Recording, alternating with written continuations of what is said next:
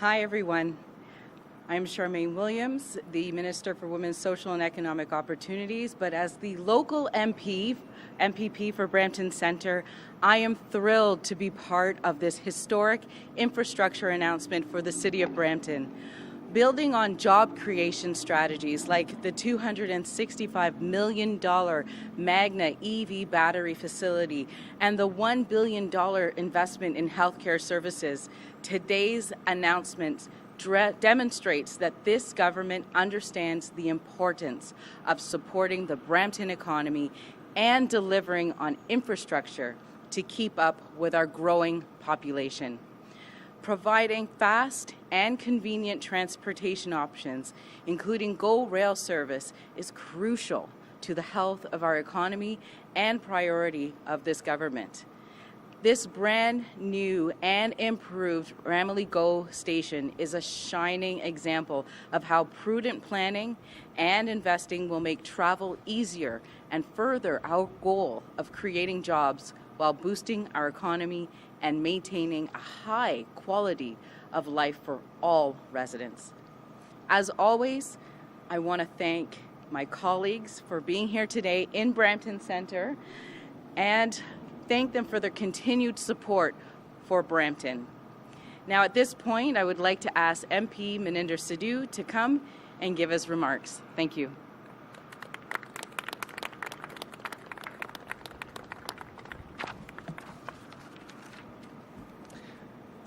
Good afternoon, bonjour et tous. Thank you for that kind introduction, Minister Williams. I would like to acknowledge that we are gathered on the traditional territory of the Anishinaabeg, Huron-Wendat, Ojibwa, Chippewa, and the Mississauga of the Credit peoples. It's a pleasure to be here today alongside my friend, MP Shafqat Ali, the MP for Brampton Centre, Premier Ford, Minister Williams, Minister Sarkaria, and along with MPPs and distinguished guests for today's exciting announcement, including members from our municipal government. Our government remains focused on building a brighter future, a more prosperous, more resilient, and a more sustainable Canada for everyone. We continue to take strong climate action, grow our economy, and create good middle-class jobs across the country. As we continue this work, we are furthering our investments in the infrastructure needed to support Canadians. Our goal is to strengthen our economy and our communities and to provide new social and economic opportunities for families, youth, and seniors. Public transit is key to the well-being of our communities. It keeps our economy growing, creates good jobs, and connects Canadians to work, school, family, and friends. Today, I'm proud to celebrate the completion of major infrastructure right here at the Ramilly GO station. These changes, supported by a federal investment of more than $1.8 billion to the GO Transit Expansion Project, which will help ease traffic, reduce emissions, and make it easier for Canadians to take transit. As one of the busiest stations along the corridor, this Ramilly GO station improvement will provide a more modern, accessible, and efficient way to travel. Since 2015, our government has made historic investments in public transit to build cleaner communities across the country. As we address the needs of growing communities like the Greater Golden Horseshoe, we are also delivering lasting benefits to Canadians by investing in public transit systems. Projects like this mean that Canadians will spend less time commuting and more time doing the things that they love. By working closely with our partners from the provincial government across from the provincial side, we can build the future we want while taking strong climate action, strengthening the economy, and bolstering communities. When we invest in infrastructure, we're creating stronger communities and investing in the well-being of Canadians for generations to come. I know myself, I know MP Shafqat Ali, MP Ruby Sahota, Minister Kara, and of course MP Sonia Sidhu heard from all the residents in Brampton of what these improvements mean. We know there was a huge backlog of parking in this station right here. It's one of the busiest stations in the region, and we're just very excited to be here in support of today's announcement. Thank you very much, and merci.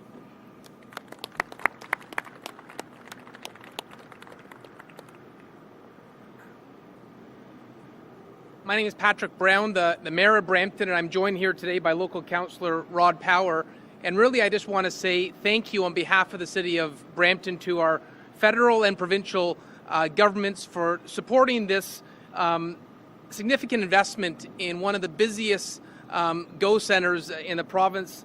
I'm told from Phil Verster that 1,089 buses come through Bramalea go every single day, which is incredible. This is there's an abundance of activity here, and if I look at this new parking facility, it is desperately needed. It is a beautiful addition to our community. People used to fight for parking spots here at Bramalea. They won't be fighting anymore because of this provincial and federal investment. And I also want to say specifically to Premier Ford, thank you. You know, it was just a month ago that they announced weekend GO train service in Brampton that is already a home run. Now, with this investment and the continued investments in our GO infrastructure, we're getting the type of reliable transit that we've envisioned for a long time. So I just wanted to come here today, grateful to say thank you to our great provincial and federal partners. It's a great day in the city of Brampton. Thank you so much.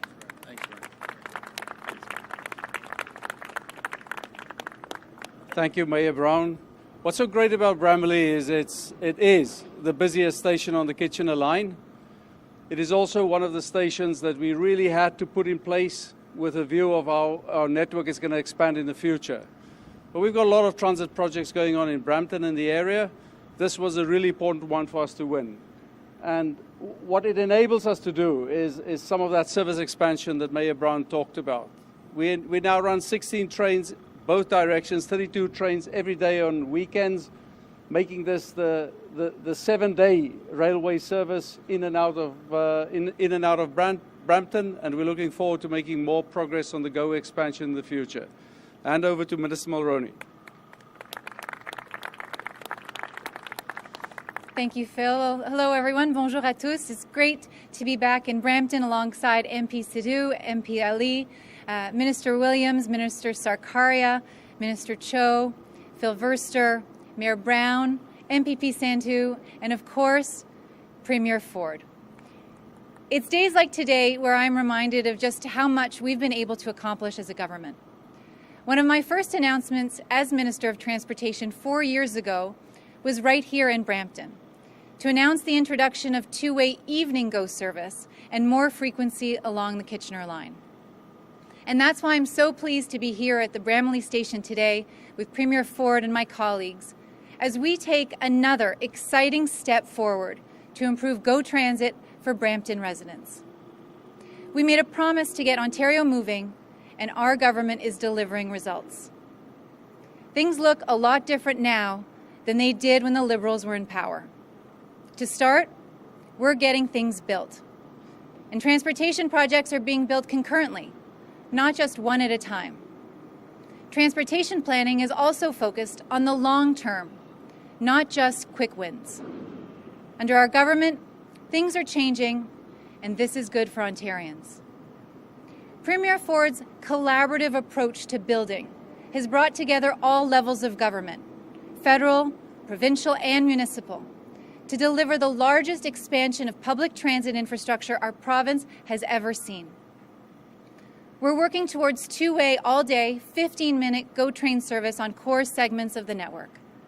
And this includes right here at Bramalea GO Station along the Kitchener line, which serves growing communities like Waterloo, Kitchener, Guelph, and of course, Brampton.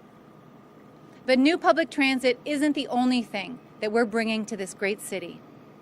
Since day one, our government has recognized that for our transportation network to effectively serve all Ontarians, we need to build in a balanced way.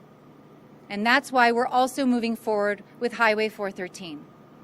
I know residents of Brampton and Peel Region are especially excited about this project and the significant relief that it will bring to their communities.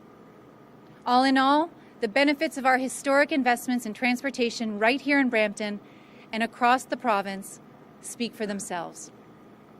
They will fight gridlock, provide more transportation options for people, boost our economy, and better connect Ontario's rapidly growing communities. Our government's plan to build a stronger Ontario is in motion, and today is just another exciting step along the way. And now, I'd like to turn it over to Premier Ford. Thank you very much. Merci beaucoup.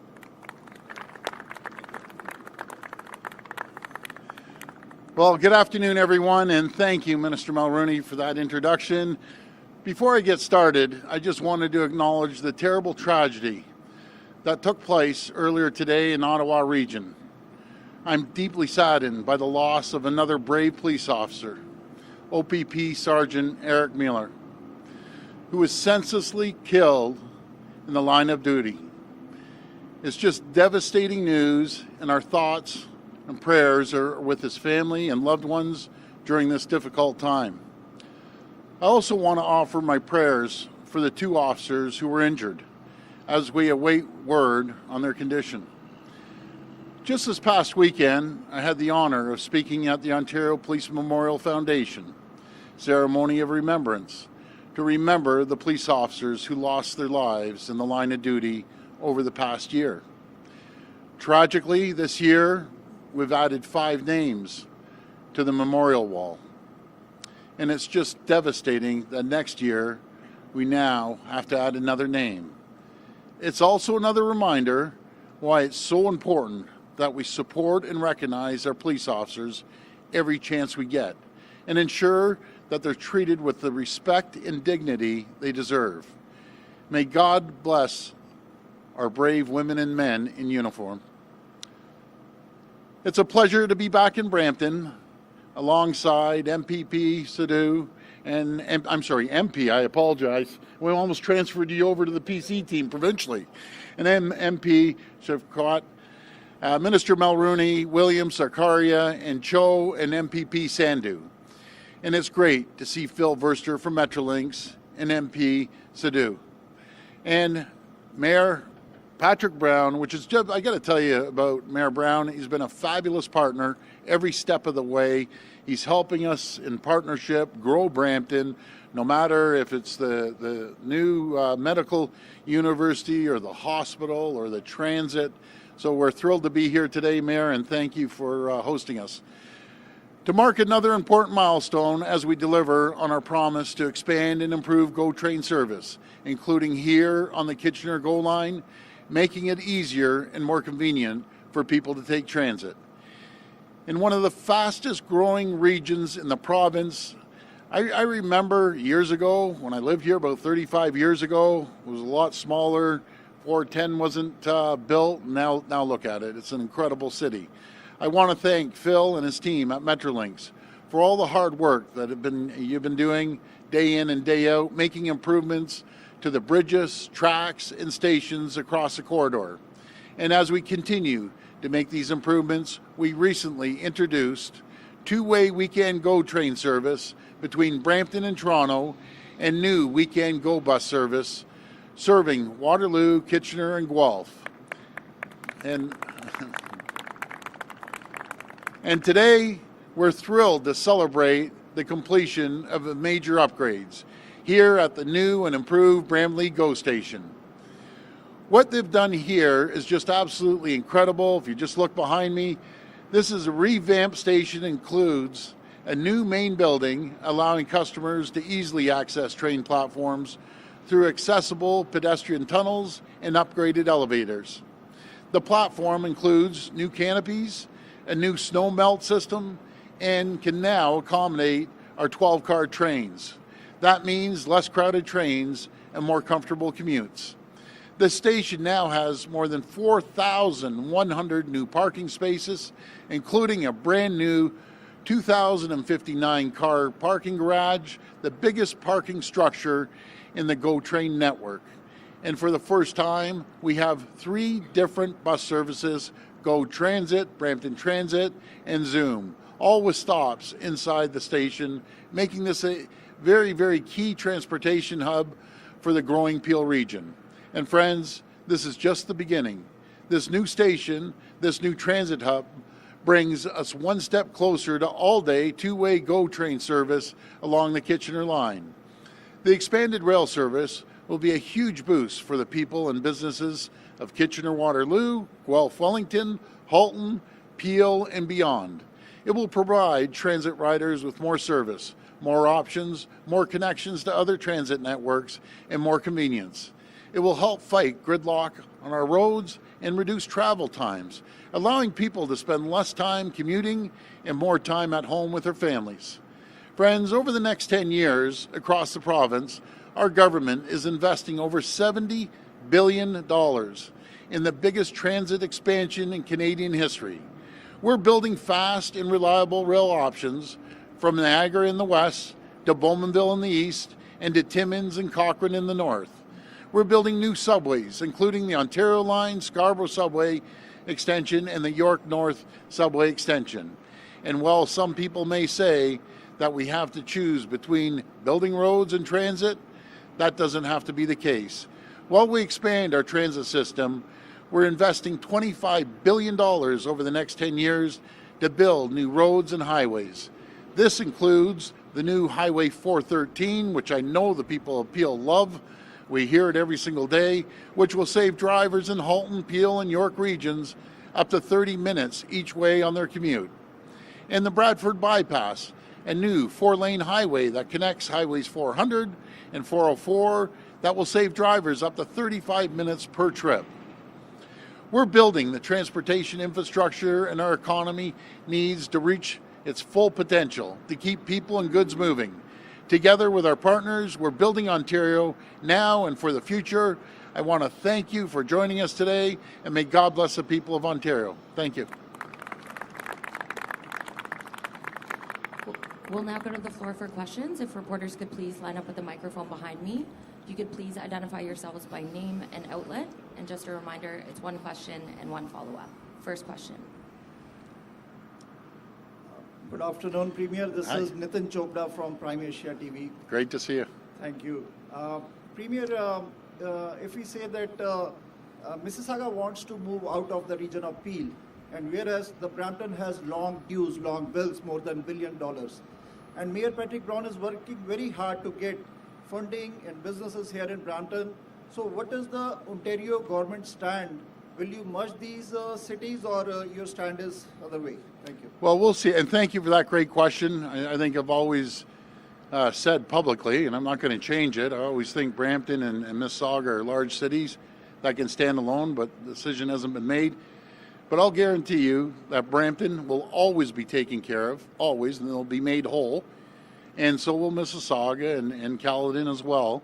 And my biggest concern, I know it's the mayor's too, that the service levels, no matter if it's a call for the police, if it's fixing a road or whatever it might be, that the service continues to be the same or is actually better. So we're going to work hand in hand with all three regions. Follow-up, Premier, is Yep. inflation is very high. We have seen long lineups outside the food banks. We have seen Canadians or Ontarians, they are struggling. So today we have federal counterparts, we have provincial counterparts. The minimum wage, $16 plus, is not enough for any Canadian or Ontarian. Why don't Premier Ford, who is a strong Premier, can take a lead and make a minimum wage $21 per hour? Because if Australia can make a minimum wage $21, why can't Canada or why can't Ontario? And federal counterparts are also here. Thank you, Premier. Well, first of all, thank you so much for the question. I think we have the highest minimum wage in the country, $16 and change. Our goal, and it has been, to create good-paying jobs in the province. I want to remind everyone, under the provincial Liberal government, 300,000 people, they were in line. They didn't even have a job to pay the bills. 650,000 people are working today that weren't working 4.5 years ago. We have a thriving economy. Companies are coming in here by the droves. They're continuing to invest in cities like Brampton every single day. And we're going to make sure everyone has good paying jobs so they don't have to rely on the minimum wage. Sure, some people may start there, but it's a stepping stone to get up into the higher wage category. And the other area, this is an employee's market. You know, sometimes it's the other way around, but nowadays people are in desperate need of hiring people. We could walk through this business park all day, and every single door we knock on, they say we need, 1, 2, 10, 15 people. And we just need more people coming through our door here in Ontario and calling it home. Good afternoon, Premier. Hi. Prabnu from Parvasi Media Group. Hi. Yesterday, federal government unveiled the revamped Canadian passport. How would you like to comment on the removal of Canadian veterans like Terry Fox from the redesigned Canadian passport? Well, I think it's fantastic. I think it looks slick. Everyone has the utmost respect for Terry Fox as well. What we need is just to bring more people in. A passport or no passport, let's continue bringing people in, making it easier for people to travel around the world. We're working hand in hand in collaboration with the federal government on all sorts of issues, and that's their jurisdiction, but we welcome them. I need more people here in Ontario. We had a record, by the way, 445,000 people landed in Ontario, fastest growing region in North America, bar none, not even close to any other place. The reason they're landing here, the quality of life, and this is where the jobs are in Canada. We're going to continue leading North America in job creation and economic development. Hi, Premier. It's Alan Hale from Queen's Park today. Hi, Alan. So, the Neskantaga First Nation and some others have come to Queen's Park twice, and they've interrupted question period twice to tell you that there will be no Ring of Fire. And I know you have other communities such as Wabakwe and Martin Falls on board, but there are 7 other Mattawa First Nations in the area that are not. And I've been talking to mining experts who have said that the province doesn't absolutely need the Ring of Fire to do its EV supply chain. So given all that, is there any possibility that that the government will rethink the Ring of Fire given the Indigenous opposition, or are you always going to be prepared to get on that bulldozer? Well, something, we're building that Ring of Fire sure as I'm talking to you. It's going to benefit First Nations community. Wabakwe, as you said, and Martin Falls is leading the environmental assessment up in that area. We put $1 billion towards the roads, but this isn't just going to bring opportunity and employment to First Nations community. It's going to bring proper health care to the community. It's going to bring fresh food to the community. These communities are flying communities, and they're struggling. And, we're going to work with the First Nations community. We'll always be collaborative. And I think your numbers are a little wrong. It's not 7 that are against it. We have a few, and I think one's 300 kilometers away. But we're going to work with them anyways. It's going to benefit everyone, and we do need those critical minerals to be a leader in electric vehicles. We need lithium. We need cobalt. We need nickel. We need the processing plants to process these right here. There's 34 critical minerals that we have, probably even more. And I recommend everyone, you want to get a real eye-opener, you want to see what critical minerals Ontario has, go to the ROM. It's the best, probably the worst kept secret because it's beautiful in there. And we have all the critical minerals right there for people to see. It's really astounding. And I just want to thank the people, and specifically Kim Tate that runs the critical mineral area. She's a champion, by the way.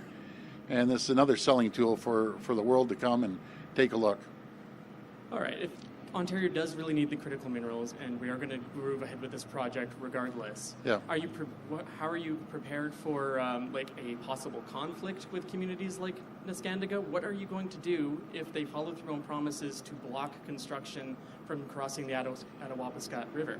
It seems like if nothing changes, we are on a path to some kind of conflict here. Well, we don't like conflict. We want to work with them hand in hand and be collaborative. I don't think the other First Nations community would be too happy about it, and that's something we'd sit down with them and the other communities to work things out. But this is critical to the future of Ontario, to be one of the leaders when it comes to critical minerals, not just in Canada and North America, but around the world. Hey, Premier, it's Charlie Pickerton from Hi, Charlie. Did staff in your office discuss changes to the Greenbelt months before the government announced them in early November, as reporting from this morning suggested? And if not, what was being discussed related to the Greenbelt by your staff last August? Well, I just want to categorically say no. It wasn't discussed. It's very simple. What we're there to do, Charlie, is to build homes, to make sure that we hit our targets of 1.5 million homes and build it as quickly as possible, knock down any barrier that's in the way of building homes. We had 445,000 people come to Ontario, and I used this example last time. Florida and Texas always brag they're the fastest growing region in North America, 1,000 people a day. That's 365,000. Texas is twice our size. We have 445,000 people coming here. We need homes, and we're going to knock down every barrier there is to make sure we build affordable, attainable, nonprofit homes for the people of Ontario. Okay, and it's been 7 months since your government announced the removal of properties from the Greenbelt. It's been a controversy ever since, and you face questions and criticism about it on a weekly, if not daily basis. The Auditor General and the Integrity Commissioner, which are both investigating this decision, they each have powers that, as I understand it, will allow them to find out where the decision originated and how the process worked. So why not waive privilege and release the documents that show where this came from if they did in fact come from the public service? Well, we're always going to work with the commissioner, and we always have, and we continue to do so. But again, there was nothing wrong that happened here. We had a Liberal government that a bunch of staffers randomly got a highlighter and went up and down roads. They were going through golf courses, through buildings. It was just a big scam as far as I'm concerned. We have one of the best environmental records in the history of Ontario. I will challenge anyone to put our environmental record up against the previous government. And isn't it amazing, Charlie? Isn't it amazing? Not one person in the media, when the Liberals decided to change it, not once, not twice, not 4 or 5 times, 17 times. I'm going to repeat it. 17 times. There was no inquiry. There was nothing. Let's just keep building. And as far as I'm concerned, if there's property butt up against an existing community, one side of the road, there's homes. On the other side of the road, there's an empty field. We're in desperate need of homes. We're going to build homes in that field. We're going to build communities. We're going to build long-term care. We're going to build hospitals. And there's going to be another 50,000 people that are going to be able to afford to live in the GTA, to fill the jobs that we have here and the economy that we've created. So we're going to make sure we get this done. And by the way, I just want to point out one more thing that no one's ever commented, is when I took office 4.5 years ago to now, the Greenbelt is 2,000 acres larger than when I took office. So I think we're doing pretty good on the so-called Greenbelt, as the Liberals made up that name. Hi, Premier. Randy Rath from CACH TV. Hey, Randy. How are you? Good to see you. Good to see you, too. This morning, Matt Cisco, the mayor of St. Catharines, was on our morning show, and I want to extend to you an open invitation to come on anytime you want. I'd love to. And he was saying that St. Catharines has a homelessness crisis. And what has happened is the seasonal shelters closed on April 15th, and it's manifesting itself by people in the downtown core soiling the streets, openly shooting up drugs. He's concerned that it's a huge mess, and he says they need emergency funding. He's asking all levels of government to help them out, regional, federal, and provincial.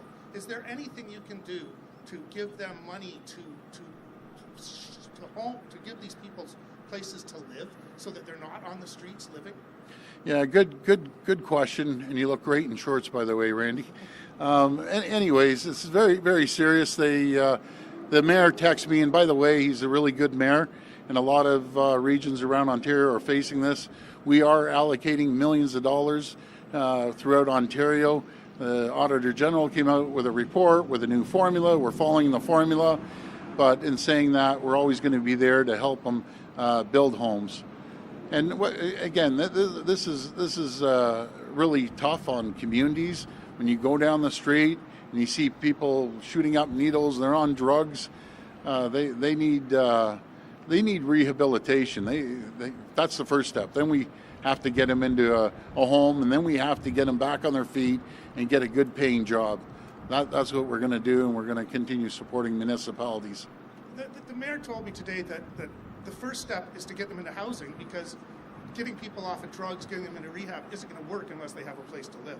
And he says, he's very thankful for the money that was in the last provincial budget that's going to try to help solve homelessness, but they need emergency money, and he says they need it now. A good question, Randy.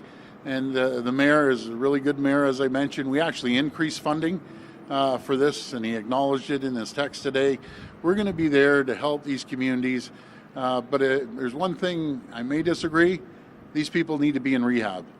I know it. I've seen it. They have to go to rehab, and then they can get homes. But in the meantime, when they're in rehab, we need to build more rehabilitation centers, supporting them. It's not only tough on communities, I'll tell you, it's tough on families too. seeing a loved one go through their challenges. But it goes back to making sure we build all types of homes for the homeless and nonprofit, and just supporting that community. Hi, Premier Lorenda Redekop from CBC News. Hi, Lorenda. Hi there. I want to go back to the tragedy involving the police officers that you addressed earlier.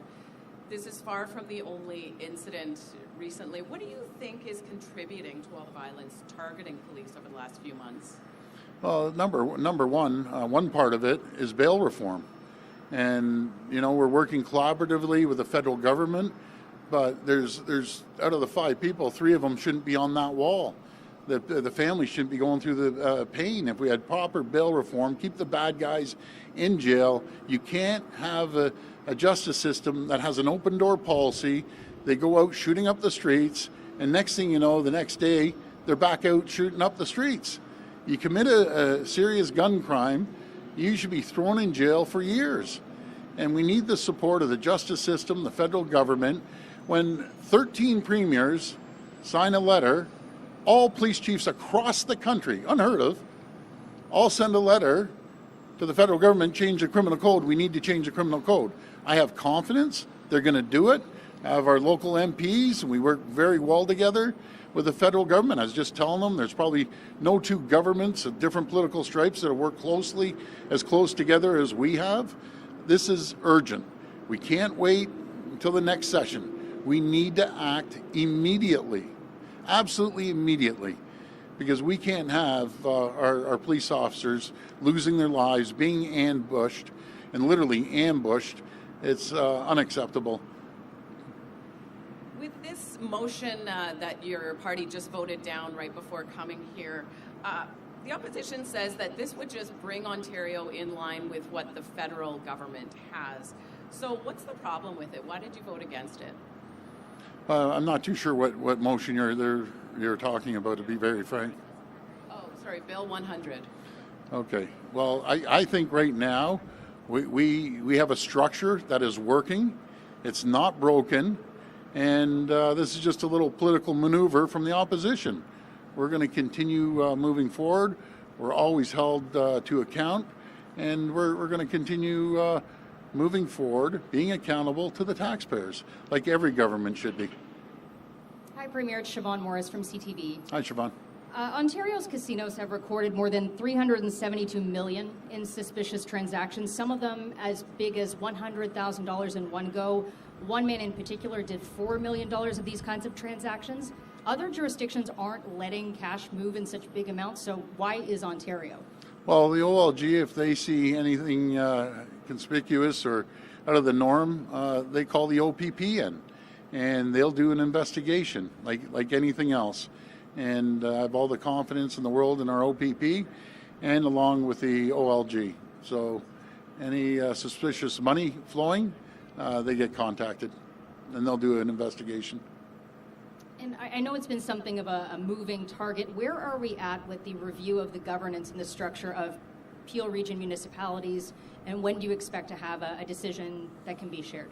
Well, hopefully very, very soon. But again, our goal, and I know it's Mayor Brown's goal, is to make sure they have equal or better service, no one being left behind. If one region is taking more money than the other, we're going to have to make sure that's split equally.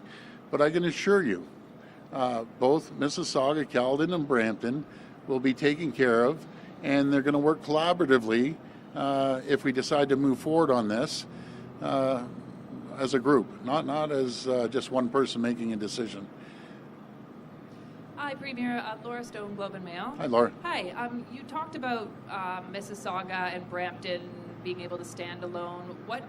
It sounds like you've kind of made your decision. Like, what are the bonuses, I guess, you see of separation versus amalgamation? Maybe we can hear from Mayor Brown on his thoughts too after. Yeah, great. So one of the areas I feel when you give someone the authority to stand on their own with 2 big cities like Brampton and Mississauga. I think Mississauga is close to 800,000. You're close to almost 700,000 now, Mayor Brown.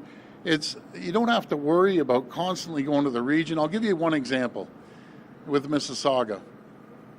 Mississauga dictates right now what Caledon can build. even though it's miles away, nowhere close to Mississauga. The other area that we have to make sure Brampton is always taken care of is a water treatment plant. You can't have, if this goes forward, you can't have Mississauga dictating, what Brampton can build. Mississauga, for the most part, almost, is built out. There's still room for additional building there. But Brampton still has an opportunity to continue to grow, but they are not going to be shafted by Mississauga or anyone else. I'm going to make sure they're always whole and they're always protected, all three regions, to deliver the same excellent service as they've expected over the last number of years. But I'll pass it over to Mayor Brown. I would just add that I welcome the province looking at this. If we can look at ways to remove duplication, there is duplication. We have 2 planning departments. I can't tell you how many times I'm frustrated where there's a major housing project on a transit corridor that's being held up, and there's a regional planning commenting period that holds up a major investment in the downtown. We had one recently at the Marigold Hotel, which was a really beat up property that desperately needed investment, but because of the red tape and the planning process, that was being delayed. We managed to solve that one, but I see instances like that all the time. I think it's healthy to look at ways to remove that redundancy and duplication. The only thing I would say is that if there is 2 cities, Brampton needs to be made whole in the sense that the water treatment facilities, the police headquarters, we have built in Mississauga. And if the mayor of Mississauga thinks she can leave and not pay her bill, the residents of Brampton would be outraged. We have hardworking essential workers in our city. We saw that during COVID. The fact that since the 1970s, through their hard work and toil, we built that infrastructure in Mississauga. Any notion that the mayor of Mississauga could walk away from that and stiff the residents of Brampton is offensive. But other than that, I welcome any efforts to remove duplication, make it easier to build and invest and create jobs in Ontario. Thank you. Just as I agree 100% with him. Thank you. Just as a follow-up, Premier, you sort of mentioned in your previous answer about the Greenbelt, talking about it essentially being made up or a scam. Can you expand on that? Do you think the Greenbelt itself is a real thing that is a protected area? No, I remember previous governments. I remember talking to Mayor Tory. He used to call it the dartboard. They literally put a dartboard and they just start throwing darts wherever is convenient with them. There was no study, no rhyme, no reason. A bunch of staffers grabbed highlighters and just randomly just started to go down streets. Like I said, one of the lines, they didn't even know what they were doing. They went right through a golf course. Another one went through a building. It wasn't studied. It wasn't proper. We're all for protecting the environment. We've grown the green belt. But I'm not going to have in a housing crisis a flat piece of property beside a community, and in some cases, surrounded by all communities with a piece of property with weeds growing out of it, which looks terrible for the community. First of all, we need homes. We're going to build homes. We're going to build hospitals, long-term care homes. 50,000 people will be living in these homes minimum, and we're going to get it done. It's very simple. Just because the Liberals came up with this fancy word, and by the way, we're the only jurisdiction in the entire country that has something like that. Folks, we aren't short of green space in Ontario. Or if you do it per capita, we probably have more green space than other regions in North America, bar none. But what we do need, we need homes. This will be the last question. Hi, Premier Liam Casey with the Canadian Press. Hi. On the upcoming closure of the Minden ER, your health minister said yesterday it's a local decision. The hospital is saying that they just don't have enough staff to cover both Minden and Haliburton ER. This is why they're going through the closure. Yeah. But there is a role for the province to play. Will you step in and save the Minden ER? Well, first of all, there's a misnomer out there that the province directs hospitals and hires the nurses. We don't. We do not direct hospitals. I do not call up CEOs and say, do this, do that, hire this person, that person. That doesn't happen. It's a local decision. They're not closing the hospital. They're short staffed, and if we can help them and support them, we'll do that any way we can. But that's moving to Halliburton. They have more resources, larger hospital, and we want to make sure that everyone has convenient care as close to possible to home as they can. And that goes back to Bill 60 about making sure that we have community surgical clinics close to home and convenient service for the people that may be waiting 18 months for cataracts, which is ridiculous. Waiting 18 months for a hip or knee replacement while they sit in pain, we don't believe that. We believe we can deliver better service with collaboration of the hospitals, take the burden off the hospitals to free them up for real serious operations. So to answer your question, we'll do what we can to help the people of Minden. But again, I want to stress, I don't direct hospitals, don't direct CEOs of hospitals. It's a local decision. Thank you. Thank you. You've been communicating back and forth with the Ottawa mayor, who is asking for his or the city's fair share of money in the new money given out for homelessness. I know that you're in talks. Are you guys going to give Ottawa more money so they can save some of these supportive housing and the affordable housing? Yeah, Mayor Sutcliffe is a great person. I probably talk to him more than any mayor. We've built up a really great relationship. The formula came out from the Auditor General. We're following the formula, but that doesn't make it right. Formulas aren't always right. They had unprecedented support for many, many years on that. I understand there's a real problem in Ottawa. We're going to be there for them. We're going to support them as we have in other areas. And we're going to continue to stand shoulder to shoulder with the mayor of Ottawa and help him any way we can. And he knows that. So we'll be there. Thank you so much. Okay. Thanks, everyone. Have a great weekend.